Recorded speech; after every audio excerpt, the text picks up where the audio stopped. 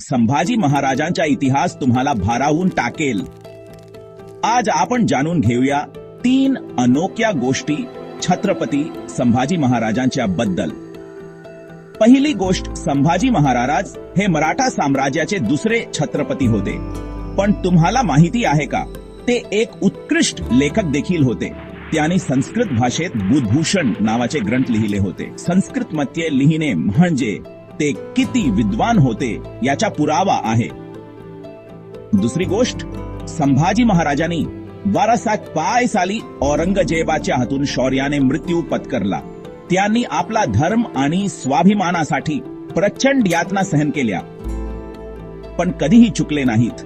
त्यांच्या धैर्याची कथा अजूनही आमच्या हृदयात जिवंत आहे। तिसरी गोष्ट, संभाजी महाराजांच्या लहानपणापासूनच युद्ध कला आणि रणांगणातील अनुभव घेतला होता। वयाच्या वर्षी त्यांनी पहिल्यांदा युद्धात भाग घेतला आणि आपल्या पराक्रमाने सर्वांना चकित केले। खरचन त्यांच्या साहसाला सलाम।